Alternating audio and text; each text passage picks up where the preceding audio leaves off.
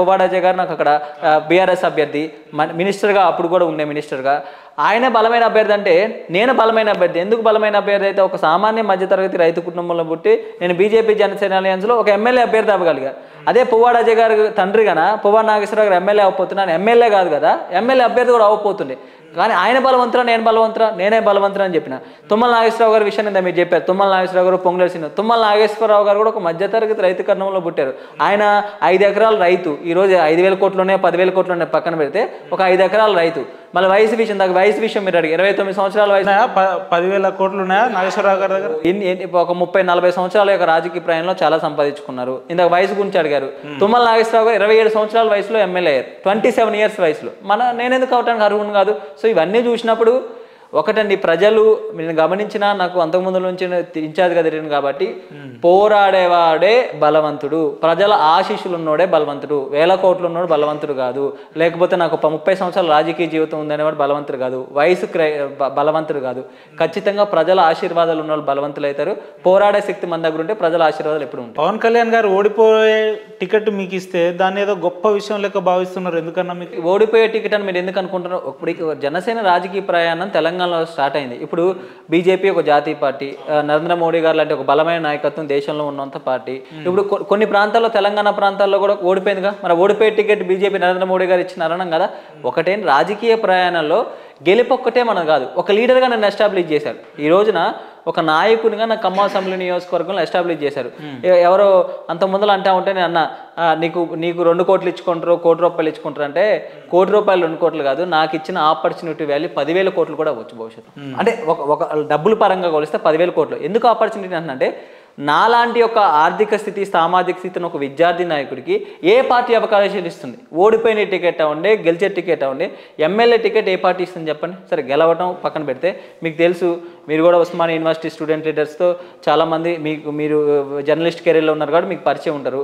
ఏ party, Congress party కానీ, BRS party కానీ, లేకపోతే బీఎస్పీ పార్టీ కానీ, ఏ పార్టీ ఎంతమందికి స్టూడెంట్ లీడర్కి అవకాశం ఇచ్చింది చూడండి. అంటే నేను ఏమంటున్నా అంటే, ఈరోజు మేము లీడర్ అయినాం, రేపొద్దున ప్రజాప్రతినిధి అవుతాం. ఒకటేసారి అవ్వాల్సిన అవసరం లేదు కదా. సో మీరు అన్నట్టు 100,000 కోట్ల ఓడిపోతారని తెలిసే మీరు బరిలో దిగిరా? ఖచ్చితంగా ఎందుకు ఓడిపోతామని తెలియదంటే, ఒక రాజకీయ పార్టీ విధానం చట్టసభల్లో అడుగుపెట్టి ఎట్లా ఉంటుందో మన రాజకీయ విధానాలను తీసుకెళ్లి నెక్స్ట్ జనరేషన్ కూడా పార్టీని ప్రోగ్రెస్ తీసుకెళ్లే విధానంలో కూడా ఎలక్షన్లో మనం కంటెస్ట్ చేస్తాం అనమాట. ఎలక్షన్లో కంటెస్ట్ చేయడం అంటే 10 మంది పోటీ చేస్తే 10 మంది గెలవరు. కానీ ఎలక్షన్లో కంటెస్ట్ చేయాలంటే ఇండిపెండెంట్ కూడా కంటెస్ట్ చేయొచ్చు. లేదు, జనసేన పార్టీ విధానాలు నేను తీసుకెళ్ళాలనుకుంటున్నా. పవన్ కళ్యాణ్ గారు ఇచ్చిన యొక్క సిద్ధాంతాలు నేను తీసుకెళ్ళాలనుకున్నా. జనాలకు ఏ విధంగా మంచి జరగాలో ఆ జనసేన నాయకత్వాన్ని తీసుకెళ్ళాలనుకున్నా.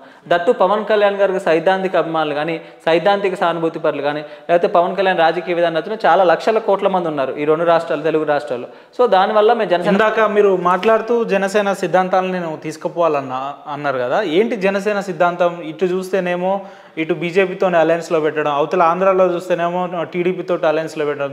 పర్టికులర్గా జనసేన పార్టీకి ఒక సిద్ధాంతం ఉన్నట్టయితే ఎక్కడ కనిపిస్తుంది? ఎందుకు డబ్బు ప్రవాహం ఉండకూడదని పవన్ కళ్యాణ్ కోరుకున్నారు. డబ్బు లేని రాజకీయాన్ని ఏ రోజు కూడా పవన్ కళ్యాణ్ గారు ప్రోత్సహించలేదు.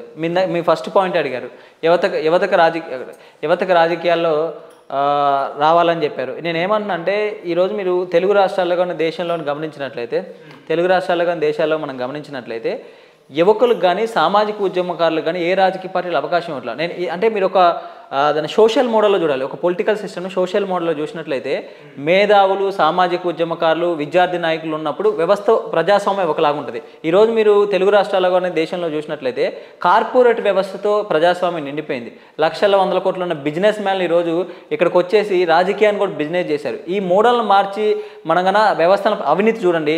ఈరోజు కాళేశ్వరం ప్రాజెక్టులో 1,00,000 కోట్ల రూపాయలకు దాన్ని ఖర్చు పెట్టారంటే 20,000 కోట్ల రూపాయలు తిన్నా అని చెప్తున్నారు. దగ్గర ఈరోజు రేవంత్ రెడ్డి గారు లెక్కలు చూస్తే 16 లక్షల కోట్ల అంటే బడ్జెట్ మొత్తం కలిపితే ఒక 6 లక్షల కోట్ల రూపాయలు అప్పులు చేశారు. సరే 10 సంవత్సరాలు అంటే 10 రోజులు వేసుకుని 20 లక్షల కోట్ల రూపాయలు ఖర్చు చేశారు తెలంగాణలో. 20 లక్షల కోట్ల రూపాయలు 5 లక్షల కోట్ల రూపాయలు అవినీతి అయి ఉంటుంది. అంటే ఈ అవినీతి జరుగుతుంది, ఈ పారదర్శకత లేదు, లా అండ్ ఆర్డర్ లేదు. ఇవన్నీ మారాలంటే మూలం ఏంటంటే మన రాజకీయ వ్యవస్థ లీడర్షిప్ కరెక్ట్గా ఉండాలి.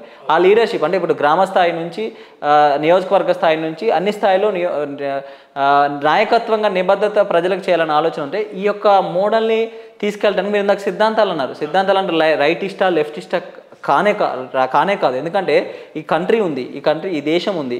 ఈ దేశం పవన్ కళ్యాణ్ గారు ఒక మాట అంటూ ఉంటారు అనమాట, ఒక దేశానికి, ముఖ్యంగా మనది, ఒక దేశానికి ఒక నది సరిపోదు, ఒక దేహానికి ఒక రక్తనాళం సరిపోదు, ఈ యొక్క మొత్తం దేశానికి ఒక ఐడియాలజీ సరిపోదు. ఇది మిక్స్డ్ ఐడియాలజీ.